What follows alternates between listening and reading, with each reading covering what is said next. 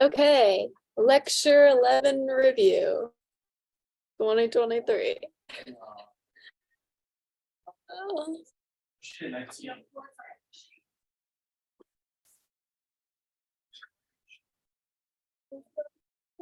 Oh, wait.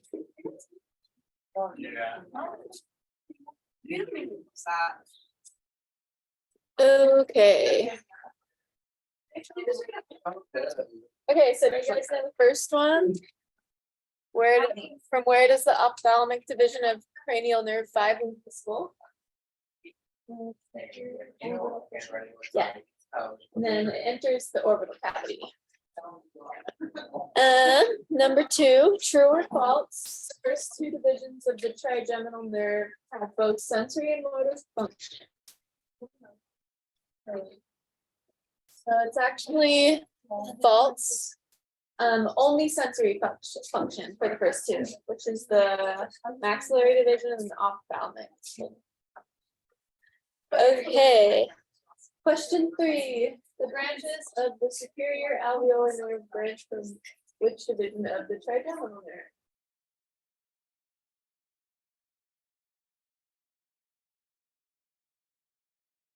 The first. It's actually the second. So the first doesn't really, the first doesn't really innervate teeth. It's only the second and third. And then the second part of that question is which division does the inferior alveolar nerve branch from? So the superior is V2, maxillary division. What do you think inferior is? Yeah, mandibular division. Yeah. Okay, number 4. Trace the branches of nerves to the nerves that innervate the skin of the lower lip.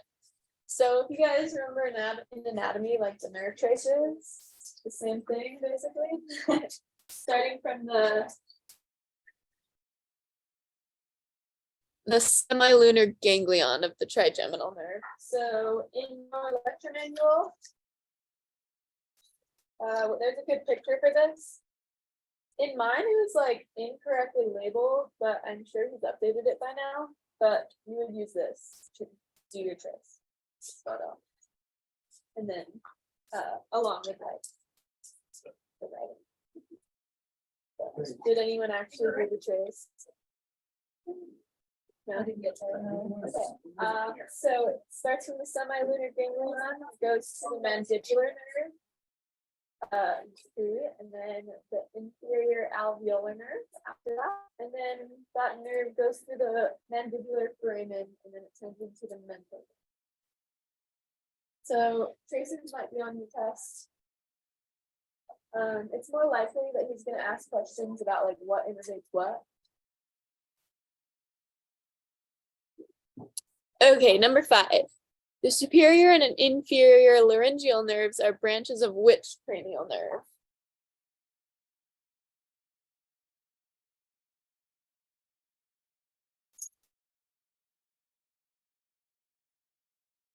So this is cranial nerve 10, or the vagus nerve. I don't know if we have the same pages, but it's right before this like table with the summary. Oh, and just to let you know, this is really helpful for memorizing using the tables. But yeah, it talks about the vagus nerve and the glossopharyngeal nerve on this page. On mine, it's 224. Number 6, the Ebner's glands are associated with which type of papilla? So we're talking about the tongue.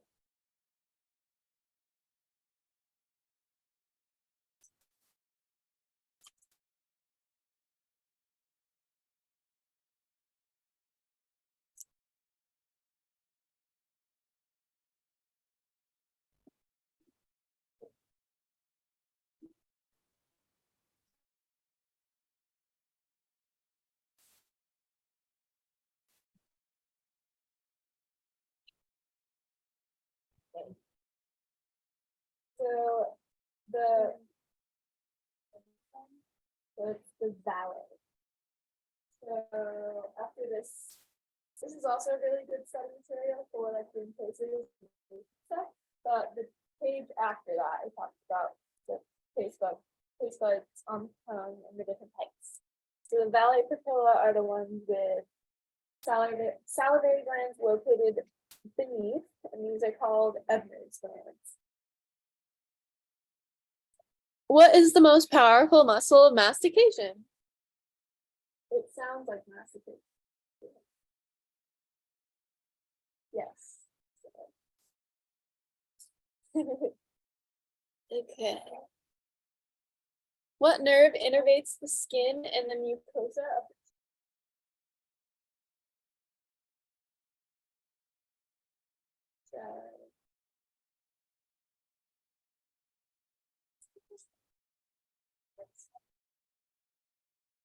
Yeah. And then it goes into more detail in the pages like previous from that. So like the mandibular division. So it's the buccal nerve.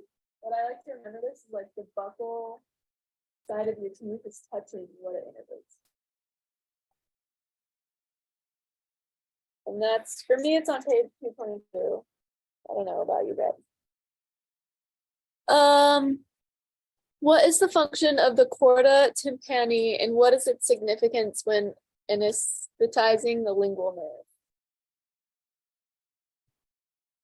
So this is within the V2 maxillary division.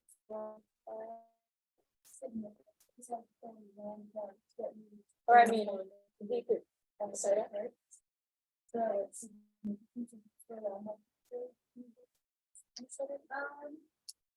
Not really often, for more like when it's anesthetized, the patient will use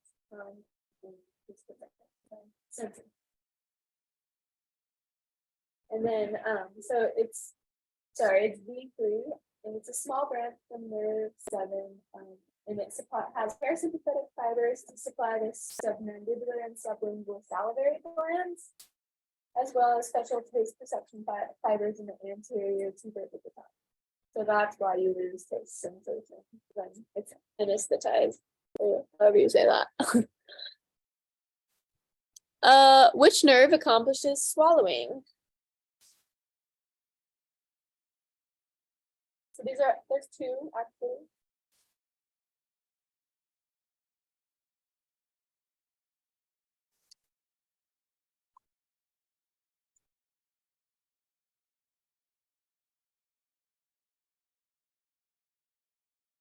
So I guess like a hint with this, like what nerve like generally innervate like the throat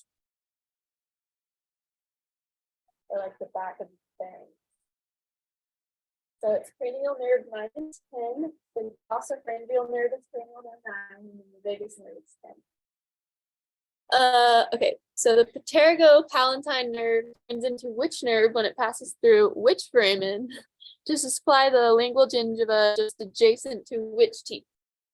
So this is like a 3-part question.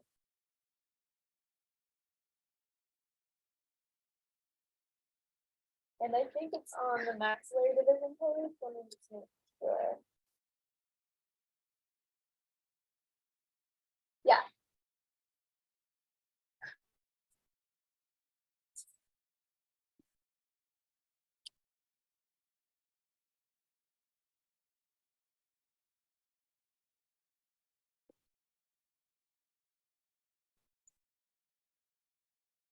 So it's the pterygopalatine nerve, and it goes through the incisive foramen. It turns into the nasopalatine nerve, which makes sense because it's next to the nasal cavity. And then it supplies the gingiva just adjacent to the maxillary, central, and lateral incisors. So like, I forgot what they're called, but like right by the incisive foramen, like right behind your front tooth is where this nerve innervates. Okay, last one. Fibers from which muscle insert into the articulatus? So this one's the end of the lecture manual, talking about the temporomandibular joint.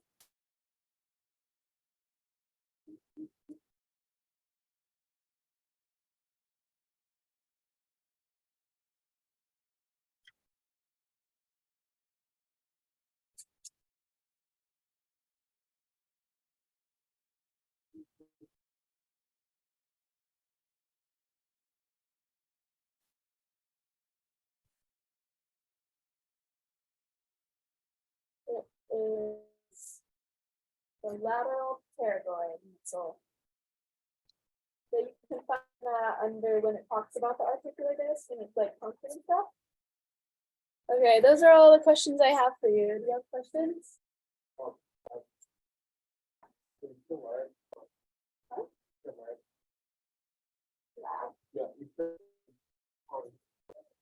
Yes, yes. I think I finished with like a B plus and I got an A. So yeah, he's nice about it, so don't worry. And your other questions? No? Okay, definitely spend extra time on the innovation stuff. Because that'll probably be pretty apparent on the test. What helped me was doing like the nerve traces and just asking myself what innervates what. What is this nerve innervate, or what is this muscle, or what is this sensation, or what is this movement innervated by? And it's a lot at first. I made my own table, but if you guys don't want to do that, the tables in the lecture manual are really helpful for summarizing all of it. And he probably goes off those more than the actual like outline he provided to you guys, as well as this little like flow chart, really organized thoughts. You can make your own, probably remember it better, but it's a good resource. So yeah, that's all I have. Thank you. Uh-huh.